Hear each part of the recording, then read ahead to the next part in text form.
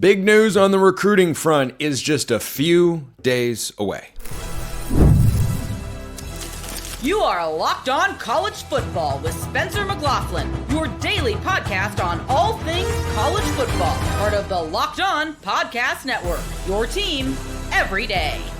Welcome, everybody, to another episode of Locked On College Football. I'm your host, Spencer McLaughlin, and thank you so much for making this your first listen or your first view every day, part of the Locked On Podcast Network, your team every day and your daily source to stay up to date with the biggest stories in this, the greatest sport on planet Earth. The playoff format is still not solidified, which, par for the course, unfortunately, for this sport. And Diego Pavia versus Bret Bielema of sorts. That's how I'm choosing to interpret it. Fun stuff on today's show, which is brought to you by our friends over at FanDuel. Right now, new customers can get $200 in bonus bets if your first $5 bet wins. Brian Smith, longtime recruiting analyst and host of the Portal Podcast, is here to discuss the news that will be 4 days away from when this show first airs. Brian, Ryder Lyons set to commit June 24th. He is down to BYU, Oregon, USC, maybe Michigan, maybe. Kind of feels like they've receded to the background a bit. And I mean, my sense is that it's those three. And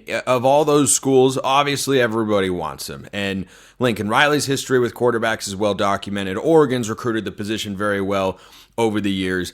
This commitment would mean more to BYU than it would those other programs. I don't think it's particularly close. The number of 5-stars that wind up in the Big 12 anyway is a pretty small number. Of course, I've discussed Keyshawn Henderson on this show and his commitment to Houston, and that's a really, really big deal, not just for Houston, but for the Big 12 in general, as you have to start to chip away at getting those sorts of kids. But Ryder Lyons is a Folsom, California kid. He is LDS, so you think that gives BYU, at the very least, a unique way to stand out amongst the other schools. But other schools have got good pitches and NIL money too, right, Brian? That is 100% correct. Don't forget Ole Miss either. Anytime Lane Kiffin's involved with a quarterback, you never know.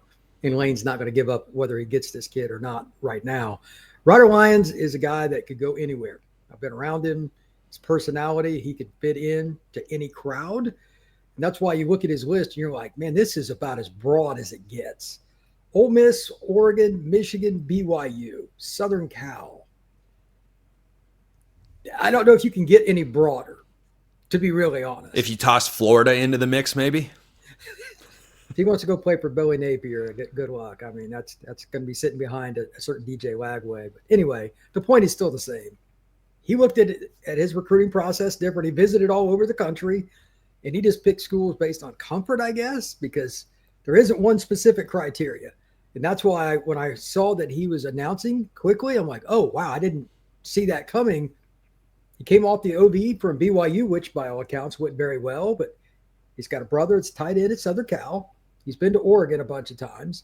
He's been to Ole Miss multiple times. He's been to Michigan, etc.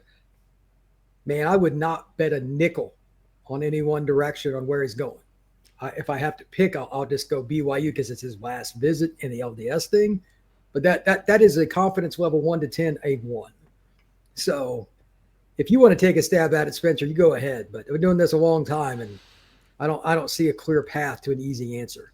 I don't think there is one, and the industry predictions on Lions are as varied as you indicate. I mean, you've got BYU coming off the most recent official visit where he then announces a commitment date. So at the very least, he feels he's got the information he needs to go out and choose a school where he will play college football.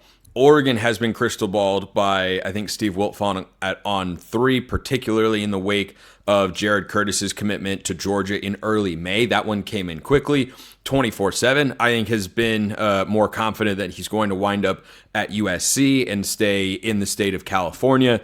So anybody's guess. I would be shocked. I would be really, really shocked. Not that they aren't capable programs. Of course, Michigan just landed Bryce Underwood. We know Lane Kiffin's history with quarterbacks in the portal or high school ranks, and Austin Simmons, who they're going to start this year. I think you and I is somebody who we both like a lot. And I just think that Ole Miss and Michigan have felt like the guys on the outside looking in. I think it would be a stunner from either of those schools, and Oregon, USC, BYU feels like the trio to me. I mean, that wouldn't really shock me by any means. If he goes outside of that, it still wouldn't shock me either. But yeah, BYU, Oregon, those are the first two come to mind. In my opinion, when it comes to Southern Cal, and again, this just me, his brother goes to school there. He's from California. That would have been the easy pick a long time ago. But why didn't he make that? Plus, this just then, Lincoln Riley knows a thing or two about this. I just think he would have picked it. I think it'll be BYU or Oregon. I got BYU, but that's just my guess. Again, I'm just trying to apply some kind of logic. But he could have picked BYU forever ago too, because he's LDS, and he didn't. So maybe it's your Ducks. I don't know. Maybe they're the ones that just kind of standing there like, well, come on down. We'll happily take you. So I don't know how else to put it, but this decision impacts a lot of schools, as you noted at the outset. BYU in particular. It changes the projection of their program, the exposure.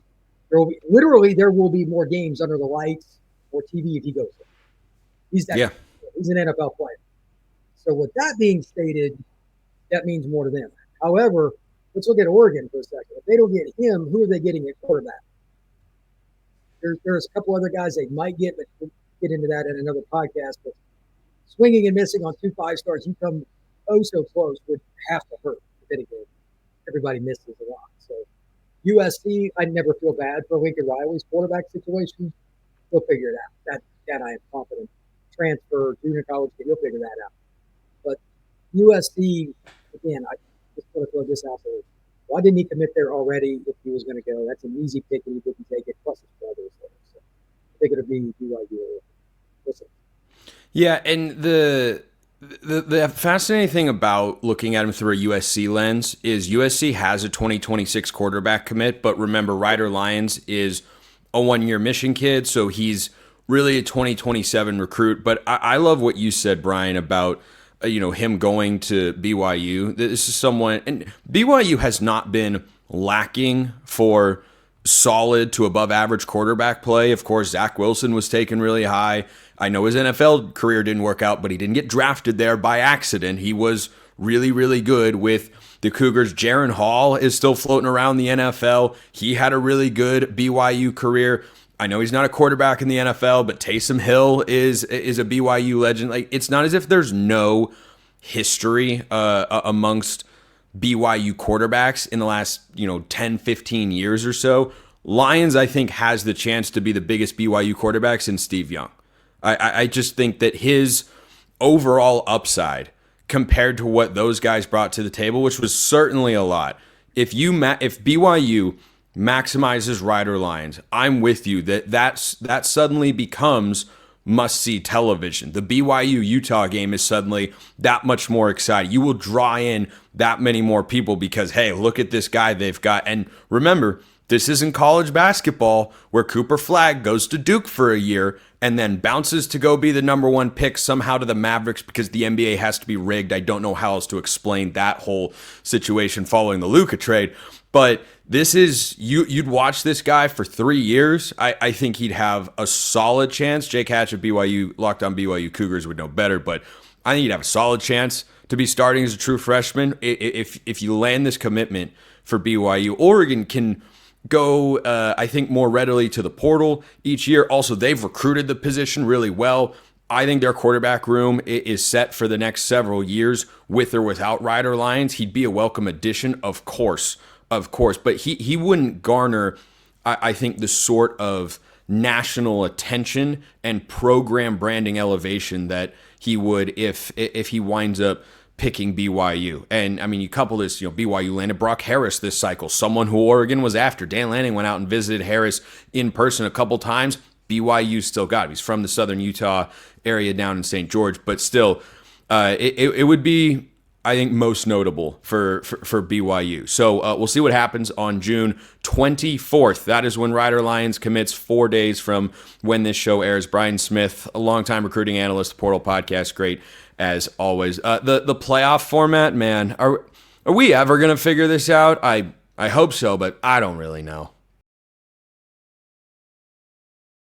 First, this episode brought to you by FanDuel. The NBA playoffs are in full swing, and every night delivers highlight-worthy performances, major momentum shifts, and can't-miss moments. Whether it's a game-winning shot or a breakout player, there's never been a better time to get in on the action. FanDuel makes it easy to stay in the game before tip-off and live. With player props, performance trends, and same-game parlays, fans have more ways than ever to play smart and win big. And if you want to bet on college football, because you like college football, which you probably do if you're listening to or watching this show, you've got everything that you want.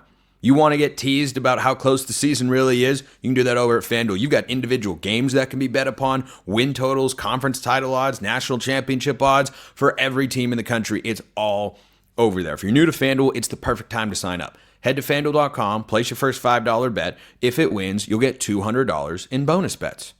How about that? What a deal. Go get them now while you can. Make every moment more with FanDuel. Get all those $200 in bonus bets when your first $5 bet wins. Make every moment more with FanDuel, official sports betting partner of the NBA. There are only about 17 different movie lines that pop into my head when thinking about the college football playoff.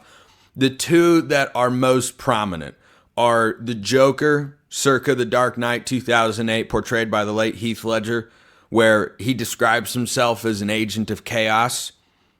He's all about the chaos, right?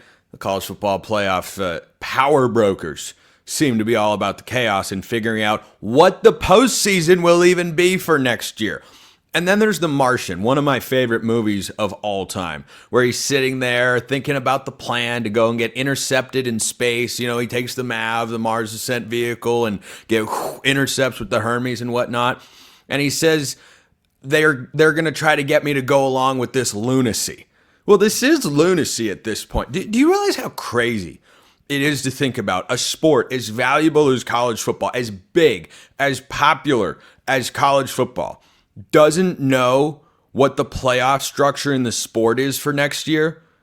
If you ever needed a perfect example of how fractured the leadership in college sports really is, just think about the fact that they have you have to get everything in place a certain amount ahead of time. You have less than a year to figure out what the playoff is going to be. There's no contract.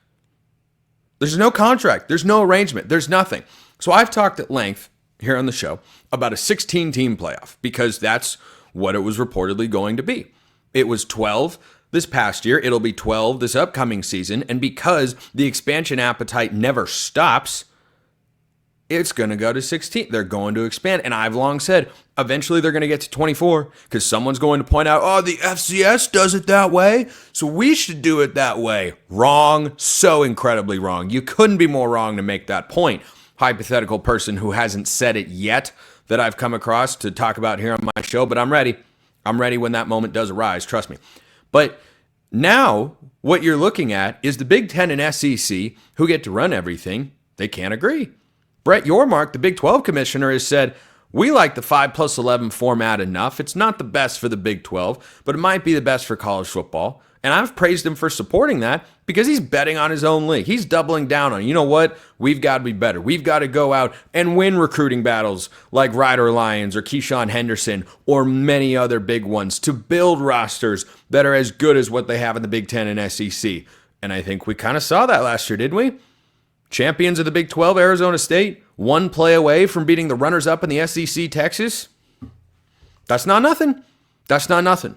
And the transfer portal helps with that, as does NIL to an extent. So the portal is far more important. Now, because they can't agree on a format, you know what's on the table? Nicole Auerbach of The Athletic has a whole piece saying, let's keep the playoff at 12 teams. You know what?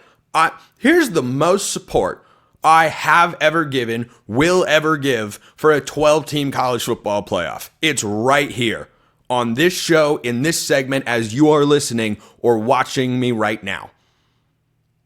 Let's keep it there. Let's keep it there.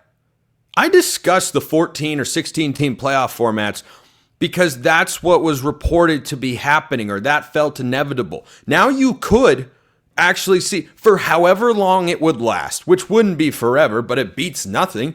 I mean, if you have a television show that you love and you wanted to continue, like Pushing Daisies was a great show back in the day. Only lasted 2 seasons. I knew it wasn't going to go for 20, but I wanted it to at least get to 4 or 5. I knew it was going to end, but I'd rather enjoy more of it. I like the 12-team playoff more, especially with a straight seeding format that they have changed from a season ago that they always should have had, but didn't because the sport doesn't always make sense, but it's great and crazy, and I love it and talk about it every day. If you keep a 12-team format for the next couple of years, I'm on board.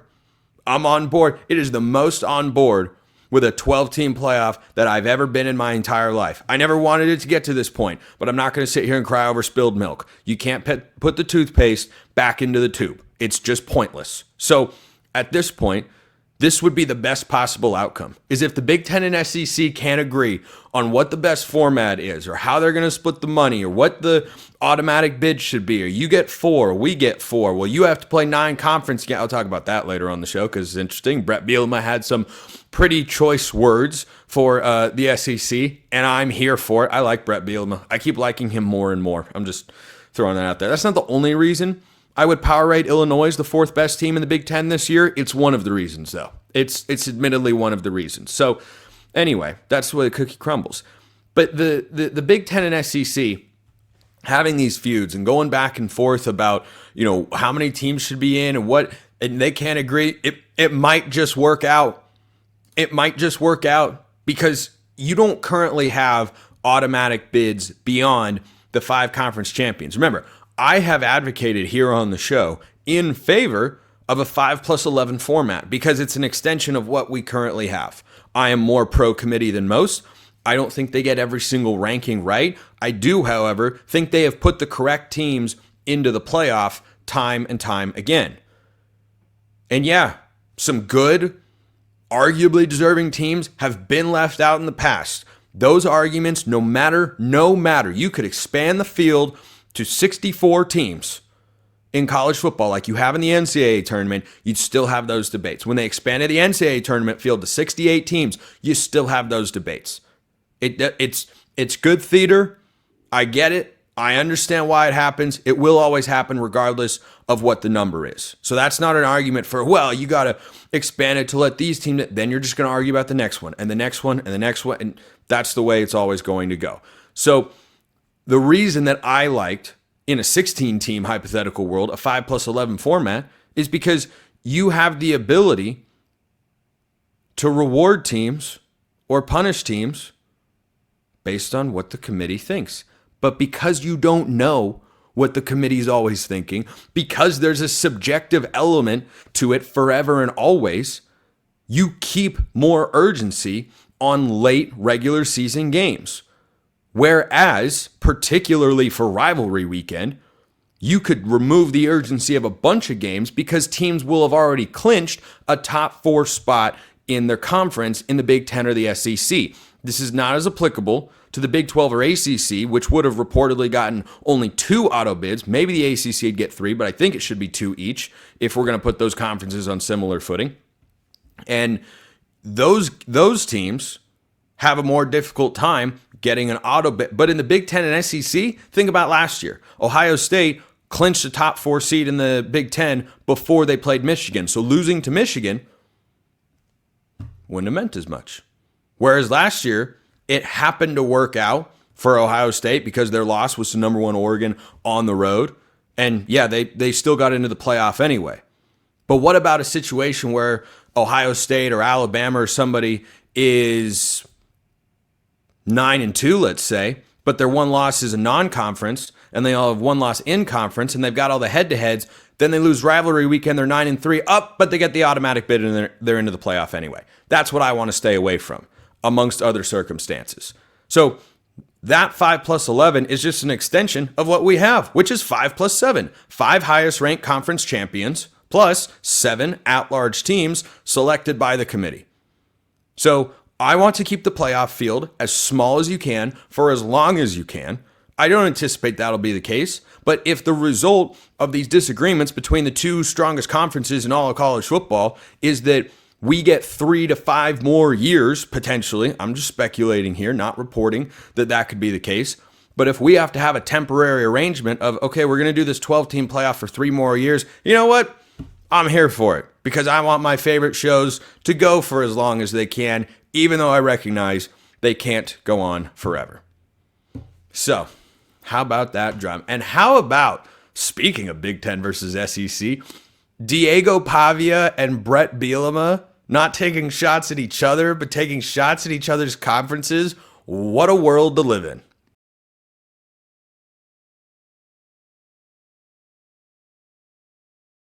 Sometimes content on this show writes itself.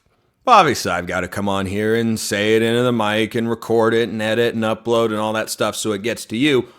But sometimes the segments from my shows really do just get presented right into my lap. And Bret Bielema is the latest author of this particular notion. So, he was speaking to a group of reporters in Chicago at the commissioner meetings or whatever they're doing over there.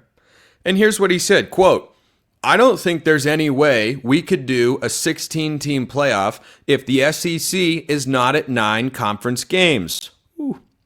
We voted unanimously as Big Ten coaches to stay at 9, a move I like, by the way, and actually maybe have an SEC challenge. Oh, yes.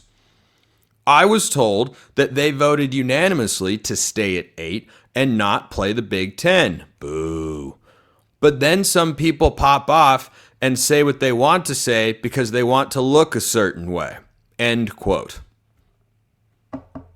That was tweeted out by Nicole Auerbach of The Athletic. So, or NBC Sports, actually. I don't think she's at The Athletic anymore. So, anyway, Bret Bielema is just speaking my love language here. First of all, get the SEC to 9 conference games. Fully on board. And the Big Ten is absolutely justified. Especially, I think they would have been anyway, but especially on the heels of winning the last 2 national championships in which the SEC has not participated in, for the SEC to then advocate that they should get special treatment and not have to play the same number of conference games. By the way, the ACC doesn't play the same number of conference games. However, in these reported or potential 16-team playoff formats, the ACC is getting 2 bids to the college football playoff automatically. The Big Ten and SEC would both get 4. But for the Big Ten coaches, and for Bret Bielema specifically to be saying, wait a minute, why do you guys get to play one less conference opponent?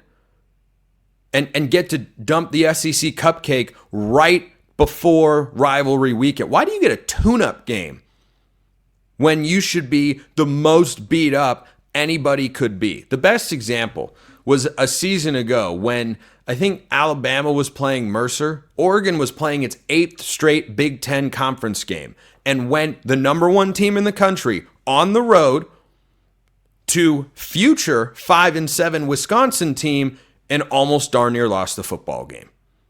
That doesn't happen when you go and play Mercer at home at that time.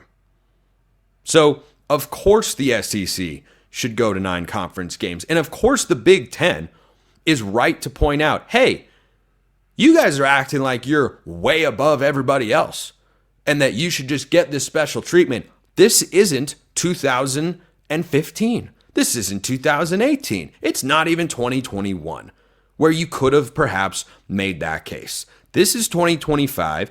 You haven't played in either of the last 2 national championship games.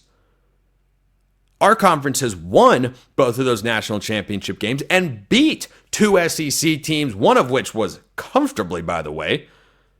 What was it, 42-10 against Tennessee? I don't even remember. It was a blowout game. It was 21-0 before Tennessee even got the shoulder pads on. And the Big Ten's sitting there going, wait a minute. You don't get to play one less conference game and act like you're above us and get the same number of bids. Fully agree. Fully agree.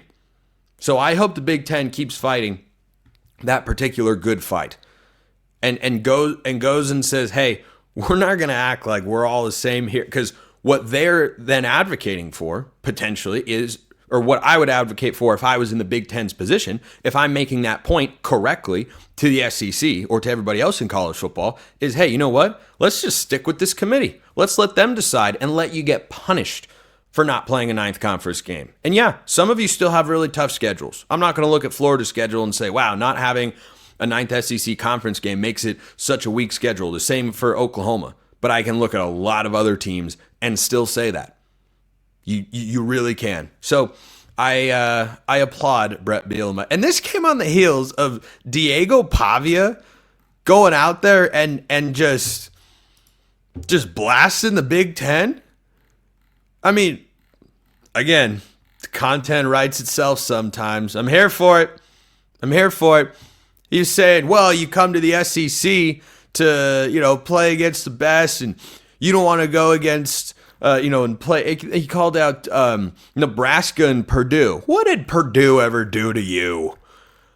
Come on, Diego. What did they ever do? What did they ever do that was so unbelievably wrong? The same day that the Bielema quote came out, or within a day or so, he said, quote, "You want to play with the best, you don't want to play with the Big Ten. You ignore those calls. The SEC, it's like week after week, you're going to get beat on, except when you play a cupcake late in the year. The Big Ten, you're not going to get beat on with the Purdue Nebraskas." Oof. On3 reported that quote. That's tough. That's a tough look, especially since Diego Pavia's record against the Big Ten historically as a quarterback is not quite as strong as it is against the state of Alabama.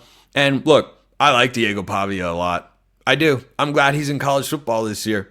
I really am. He's an interesting story. He makes you want to watch Vanderbilt football more than any player has in my entire life. Truly.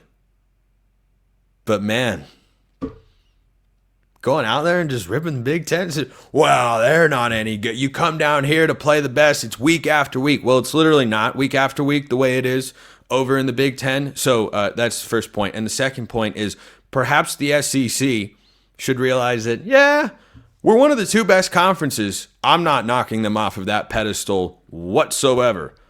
To pretend that there's a gap between the Big Ten and SEC the way you could have perhaps argued 5-10 years ago, nope, you can't make that case. We saw two, not just in the postseason, but in the non-conference slate before we got to the postseason last year.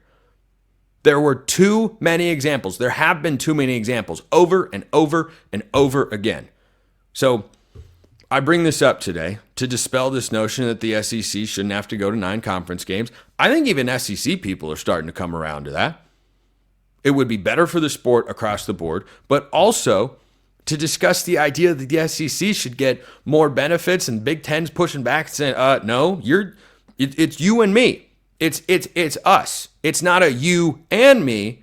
It's not a you then me. It's a you and me sort of situation, as it should be. Appreciate everyone listening. I'll see you next time. And until then, hope you all have a wonderful rest of your day.